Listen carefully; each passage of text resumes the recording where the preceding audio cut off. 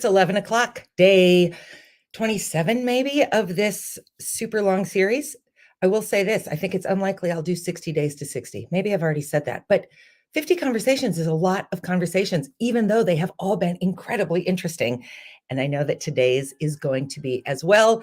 One of my oldest friends from where I ended up graduating from high school. I moved between my freshman and sophomore years. So Daniel has been in my life for, we'll just go with 30 plus years. You know, we're both 50. You can do the math to figure out how old we were when we graduated from high school and how many years it's been. So let's dispense with the silliness and bring Daniel to the screen. Hi, Daniel. Hello, Dana. Hello. How are you? I'm fine. How are you? I'm fine too. So when you and I were on for a second before we went live, we were both marveling because you are, I think you are the closest person to me in terms of having just turned 55 weeks ago. Yeah, November 1st. That's right. So you are not like well encased into your 50s. No, I'm transitioning. And it's shocking. Yeah. Yeah. I mean, we were laughing because I have this very serious image of your dad because he was a professor. And, you know, I kind of only really knew him when I got to come to your house for Seder feasts and those sorts of things. So I knew him in these really kind of academic ways. And he was really old in the best sense of the word in my memory. And I bet he was younger than we are now. Yeah, that would make sense. That would totally make sense. That's happening a lot these days, for sure. Yeah, that's happening a lot. Yeah, it's confusing, but it's also, I mean, you sort of have to laugh about it and you sort of have to say, all right, well, there's only really one direction to go. So I guess this is just the way it goes. We not just make the best of it, we lean into it and embrace it. Mm-hmm. Yeah. Okay, so let's jump into the questions. And then I have something I'm going to pull up at the end. All right, 3 questions, Daniel. Super easy. 3 questions. I know. First question. And this will be a little bit weird for you because you're 5 weeks into 50. But okay. What do you know? What did you know before you turned 50 that you feel like is serving you well now that you are 50? Oh, Dana, you said this was going to be easy. Well, I did send you the questions. Oh. You know what I think it is? I think it's sort of like appreciating everything in a certain way. And just like, there is no, like in some ways there is no tomorrow, because I feel like when I was younger, you kind of looked at the future as all these possibilities and all these things that you're going to do and all these optimistic moments. And I don't feel not optimistic now, but I know that things are a little bit more like final in some ways. Like I know, like looking to my future, like choices I make now, it's like, oh, like, is this the last, it sounds so fatalistic, but like, is this the last time that this type of thing is going to happen?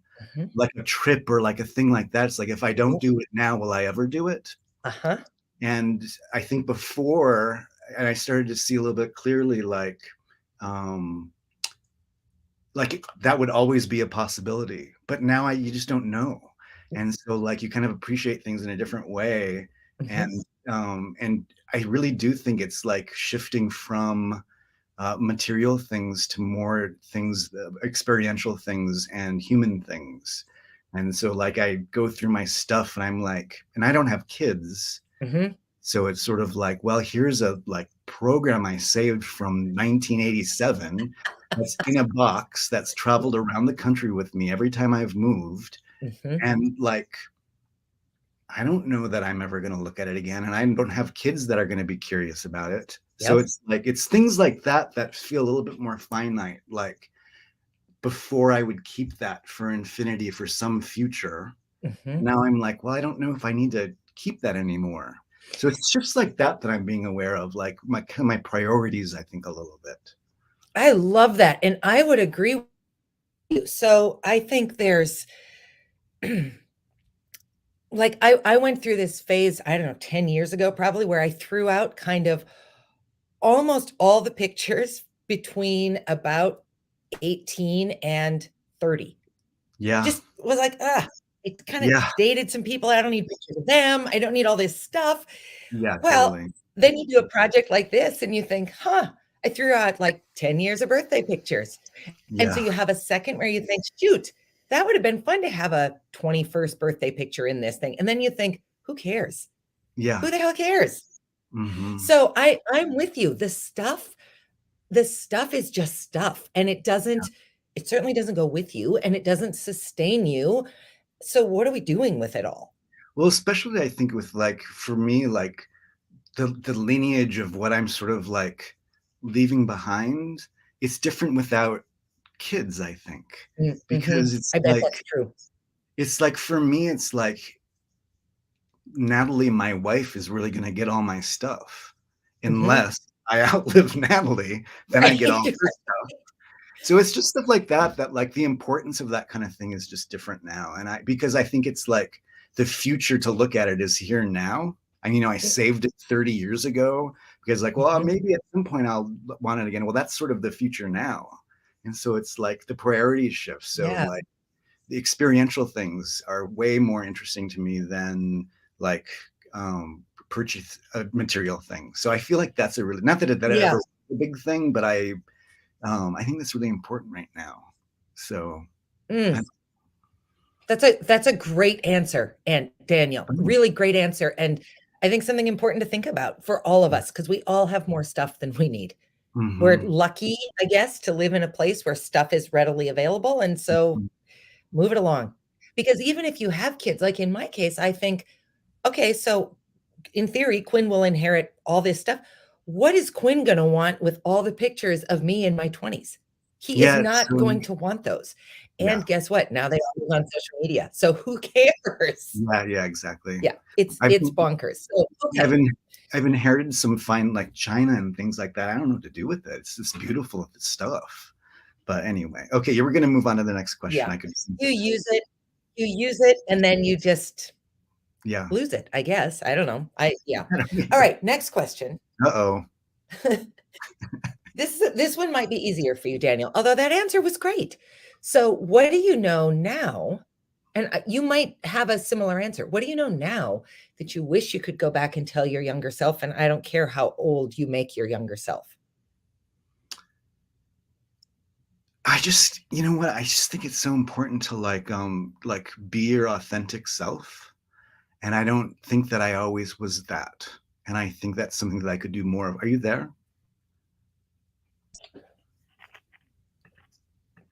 Did you hear me? Yes, I'm back. Are you there? Okay, great. Yeah, I think it's No, will you say it again, please? If you be cut yeah, out right. I think it's like figuring out how to be like authentically who you really are and be your authentic self. Because I feel like growing up, especially in theater and dance, where you're constantly sort of like judged for things like how you Mhm. look or who you are or the type you are, and you're always trying to reach some sort of ideal kind of thing. I think that influenced me in a certain way that made it difficult at times to sort of be who I really am and own that.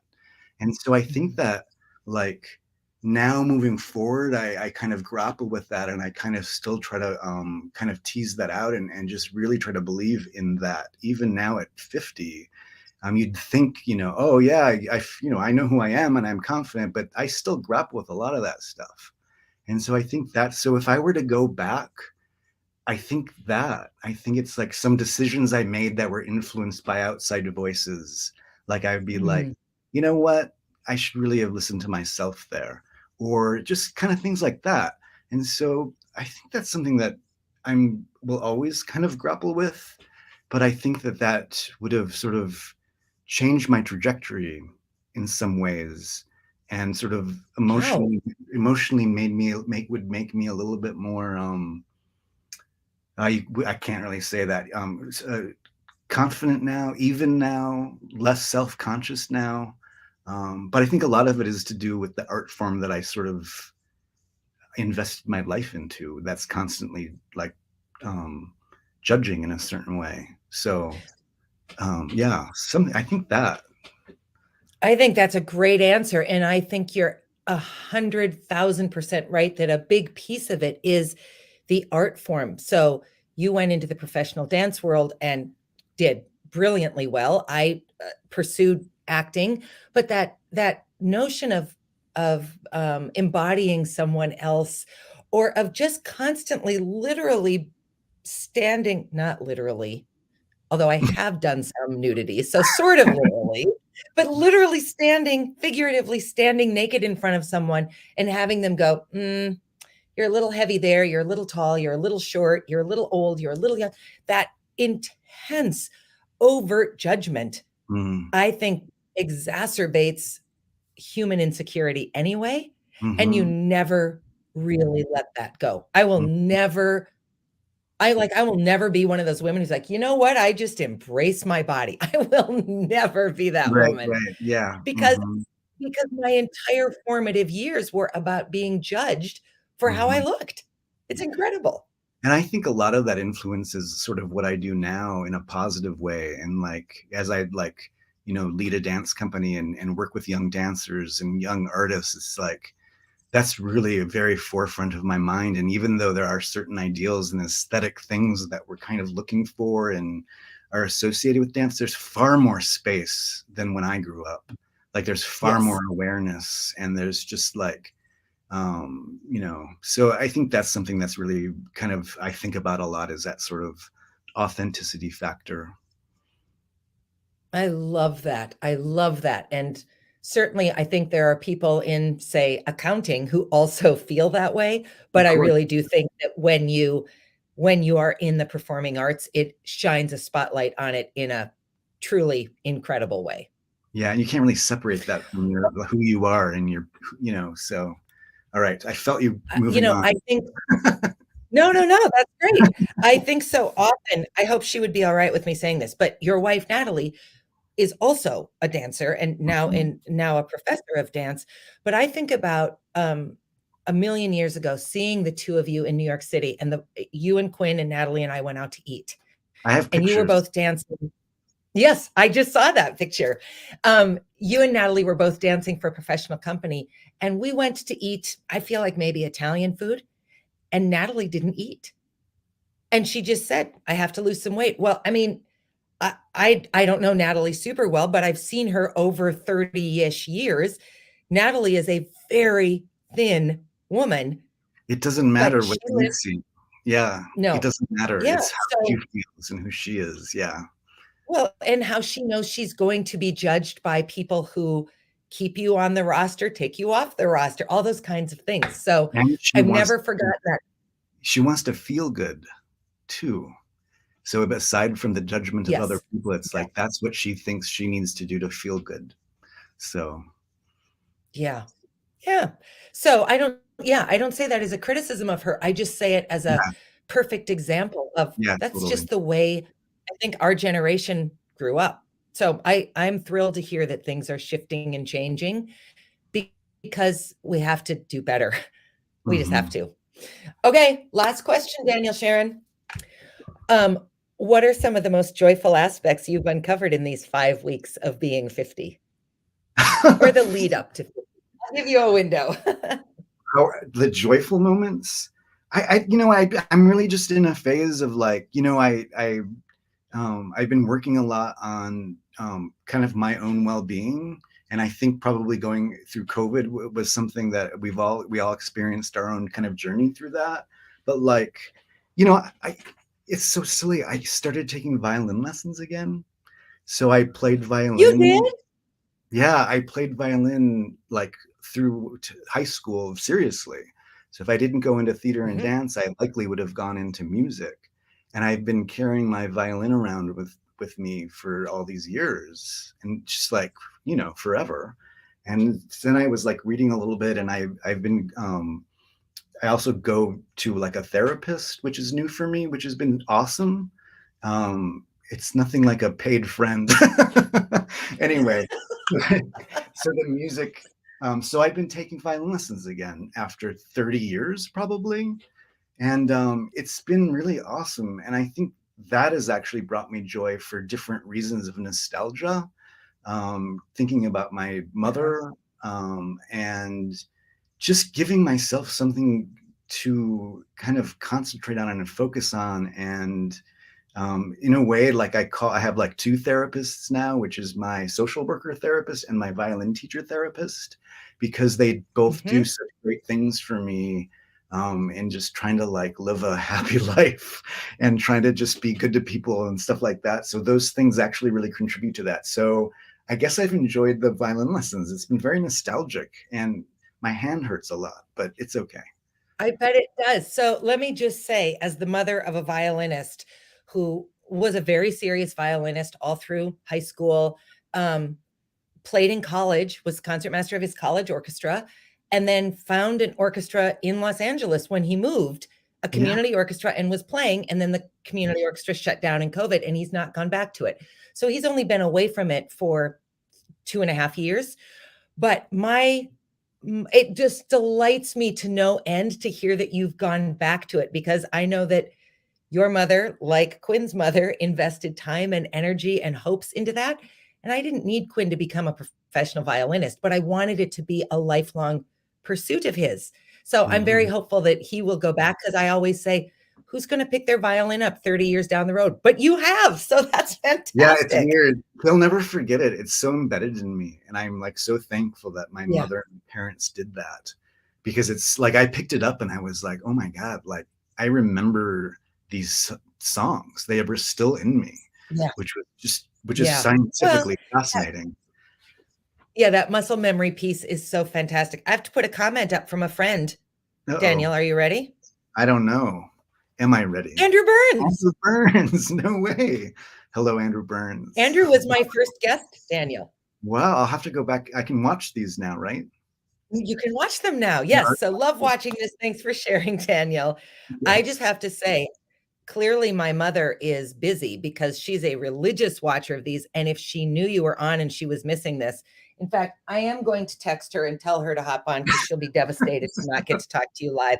Oh But my then I'm God. going to pull this picture up as well, because Can I? it's too cute not to.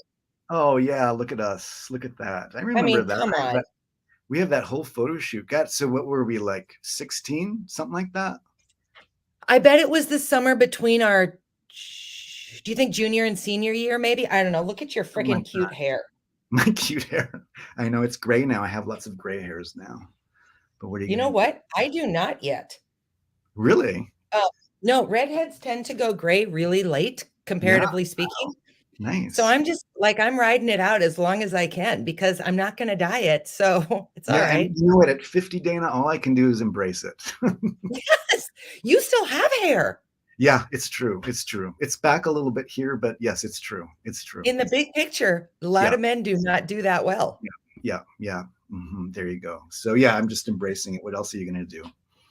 Yeah. I'm struggling with glasses too, but what are you gonna do with that Oh, either? glasses. You have bifocals, Daniel? Not yet, but I have a prescription to go fill now. My first Yeah. prescription. I So got them last year, and I thought, well, that feels really lousy. yeah, yeah. So But again, you either wear bifocals or you don't, let's you're see. not alive to see. So whatever. Yeah, The exactly. option is not. Exactly. Well, Daniel, considering the questions through you a little bit, I thought your answers were fantastic. I loved them. Thanks, Dana. Um, and for the entirety of the time that I have known you, you have been one of the markers in my life of, oh wow, all right, so it's Daniel's birthday. Mine is not that far away. Yeah. Um, so it always kind of starts my kind of prepping for the end of the year and turning the next year and all of that. And this year has been no different. And then of course I'm reminding myself of it every day for 50 days. So there's Yeah. no possibility of forgetting that it's going to happen. Yeah, you have a few weeks left, right? More than Yeah, that. I think you're episode 27. So kind of right I past the think halfway that's point. right. Yes, Yeah. the halfway point was Sunday. So Well, cool here we project. go. Yeah, Yeah, totally. it's been amazing. I've learned some really beautiful stuff, and it's been fun to connect with people, old friends, new friends, whatever. So thank you for joining me. Thank Um, you. it's really lovely to see you. I can't believe, oh, here we go. See, I had to text her. Here she is. Oh, Oh, hi, Stripe. You were oh, fantastic as hi, you always have. Mom. Yeah, that Oh, for all of the rest of the world is because for as long as we've known Daniel, she's called him Daniel Striped Tiger. So there is that. there is that. I love it. That's All right, nice. Daniel. I loved having you on. Thank you for saying yes. Yeah, of And course. Thanks for happy, asking. happy belated birthday. All right. Yeah, cool. Thank you. Everyone else, I will see you tomorrow. Bye.